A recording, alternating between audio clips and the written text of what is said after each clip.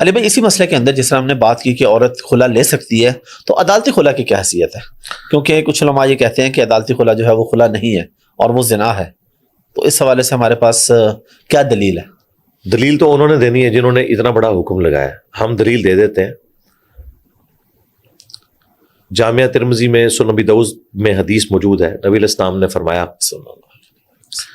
کہ جو عورت بغیر وجہ کے طلاق لے گی وہ جنت کی خوشبو بھی نہیں پائے گی. یہ اتنا بڑا جرم ہے کہ کوئی بغیر وجہ کے طلاق لے لے اپنے خاوند سے. اگر ہم ان کی ڈاکٹرن مان لیں تو ان کے اصول کے تحت تو طلاق ہونی ہی نہیں چاہیے بغیر وجہ کے، کیونکہ کہتے ہیں بغیر وجہ کے طلاق نہیں لے سکتی.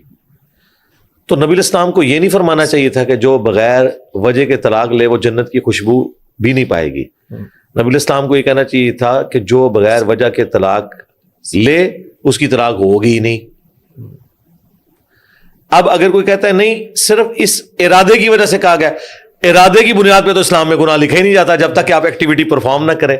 یہ حدیث اس بات کا ثبوت ہے کہ اس طرح کی طلاق یا عدالت سے جا کے ایک طریقے کے ساتھ خلا لینا جس میں اس خاوند کو بھی انوالو کیا جائے، یہ عورت کا حق ہے. دنیا میں وہ اسٹیبلش ہوگا. زبردستی کوئی بھی مرد کسی عورت کو روک نہیں سکتا. کیا اس نے انتظار کرنا ہے کہ وہ پھر اپنے آشنا کے ساتھ بھاگ جائے؟ اس دن کا اس نے انتظار کرنا ہے. یہ اللہ تعالیٰ نے اسی لیے رکھا ہے کہ تاکہ دونوں اپنی عزت بچا لیں. سیدھی سی بات ہے، اگر وہ نہیں رہنا چاہتی تو اس کا رائٹ ہے. اگر وہ ناحق کر رہی ہے تو دنیا میں تو رول اسٹیبلش ہوگا. آپ نہ کریں وہ بھاگ جائے گی، پھر کیا رہ جائے گا؟ اس کی اولاد کا کیا بنے گا پیچھے سے؟ تو اسی لیے کہا گیا کہ ناپسندیدہ ہے یہ چیز.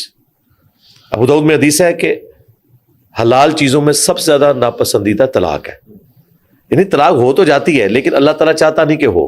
لیکن اگر کوئی اس طریقے سے کرتا ہے تو وہ جو ترمذی میں حدیث ہے کہ وہ اسٹیبلش تو اس حوالے سے ہو جائے گی. باقی معاملہ وہ آخرت کا وہ اللہ کا معاملہ ہے. اب رہا عدالتی خلا. اس میں عدالتی خلا میں ہم نے جب بھی یہ پرابلم ڈسکس کیا تو اس میں یہ بات کی ہے کہ ون سائیڈڈ عورت کا کام نہیں ہے کہ وہ عدالت میں جائے اور غلط جگہ کے اوپر سمن بھجوا دے وکیلوں کے ذریعے. مرد بیچارے کو پتہ ہی نہیں ہے، اینڈ پہ اسے پتہ چلے جب عورت چلی گئی. ایسی بہت سی کہانی اور وہ اس طرح تو طلاق اسٹیبلش نہیں ہوگی. ہاں وہ اسی پہ بات ہوئی تھی. اچھا نہیں اس پہ نہیں. مسئلہ یہ ہے کہ جو ہمارے فقہ حنفی والے لوگ ہیں نا، فقہ حنفی والے لوگ، ان کے ساتھ بہت بڑا مسئلہ اٹیچ ہے.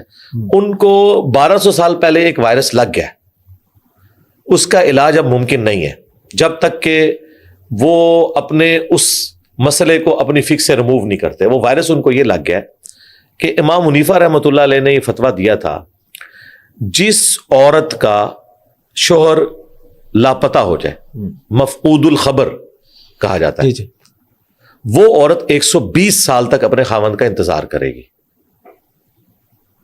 آج ہم کسی گورے کے سامنے یہ نانسنس فتویٰ پیش کر سکتے ہیں؟ ان کے شاگردوں نے کہا 90 سال. اچھا 90 سال انتظار کرے یا اس کے خامند کے ہم عمر سارے مرد فوت ہو جائے، یعنی یہ چیز اسٹیبلش ہو جائے کہ کہیں بھی تھا تو مر گیا، اب وہ جہاں چاہے شادی کر لے 150 سال کی عمر میں. 100 تو پلاس ہی ہو گئی نا، زندہ ہی نہیں رہے گی. اب یہ فتویٰ اتنا عجیب و غریب فتویٰ تھا. یہ چلتا رہا جب ہماری بادشاہ تھی. جب ہم ہو گئے محکوم، انگریزوں کا دور آیا تو یہ فتویٰ گلے پڑ گیا حنفیوں کے. سب کانٹیننٹ میں زیادہ تر حنفی تھے. پھر اس زمانے میں تھنک آؤٹ آف باکس کیا پہلی دفعہ مولانا اشرفی تھانوی صاحب نے. انہوں نے باقاعدہ ایک کتاب لکھی جس میں انہوں نے کہا کہ بھائی اب وقت آ گیا ہے کہ ہمارے بزرگوں نے جو کیا وہ ان کے ساتھ، بال انہیں دبے الفاظ میں، میری طرح تو بولڈ نہیں تھے، انہوں نے کہا کہ ہمیں فقہ مالکیہ کے مطابق فتوے دے کے اپنی عورتوں کے فیصلے کرنے چاہیے. امام مالک کا فتویٰ جو ہے وہ 4 سال کا ہے کہ انتظار کرے، اس کے بعد قاضی اس کا تنسیخ نکاح کر دے مرد کی اجازت کے بغیر. ٹھیک ہے، مفقود الخبر ہے. اچھا لیکن فقہ حنفی کے پاس یہ فتویٰ موجود نہیں. یہ آپ نے ذہن میں رکھنا ہے کیونکہ ایک فقہ حنفی کے گول کیپر صاحب نے اس چیز کو ڈیفینڈ کرنے کی کوشش کی عدالتی خلا کے اعتبار سے. تو ہم انہیں بتا رہے ہیں کہ آپ اپنی عوام کو یہ دھوکہ دے رہے ہیں. آپ کی فکر میں یہ کوئی نہیں موجود کہ اگر عورت کو مارتا پیٹتا ہو خامند یا خامند گم ہو جائے تو وہ جا کے عدالتی خلا کر سکتی ہے. ان کے نزدیک وہ کر ہی نہیں سکتی کیونکہ یہ کہتے ہیں کہ عقدۃ النکاح جو ہے وہ مرد کے ہاتھ میں ہے. فقہ حنفی کے اندر خلا ہے ہی نہیں ہے. جس کو ہم خلا کہتے ہیں نا، جی جی. وہ کہتے ہیں وہ مرد کے ذریعے قاضی طلاق دلوائے گا، اور اگر مرد وہاں اکڑ جائے میں طلاق نہیں دیتا تو طلاق نہیں ہوگی. نہیں ہوگی. اسی تو کہہ رہے ہیں گھوم گیا تو 120 سال انتظار کرو، جی جی. یعنی کہ نہ ہی سمجھو. ٹھیک ہے. اچھا، اب اشرف تھانوی صاحب نے تھنک آؤٹ آف باکس کیا. انہوں نے باقاعدہ کہا کہ ہمیں فقہ مالکیہ کے مطابق مجبوراً اس وقت فتوے دینے چاہیے، اور پھر بھی وہ جو پرانے بزرگوں کی فقہ ہے اس کے اوپر ان لوگوں نے کوئی اس اعتبار سے نکیر نہیں کی کہ یار یہ کتنا نان سینس فتویٰ تھا. الموطا امام مالک میں تو حضرت عمر کا بھی ایک ملتا ہے، اور امام مالک نے اسی کو آگے کنٹینیو کیا کہ 4 سال تک انتظار کرے.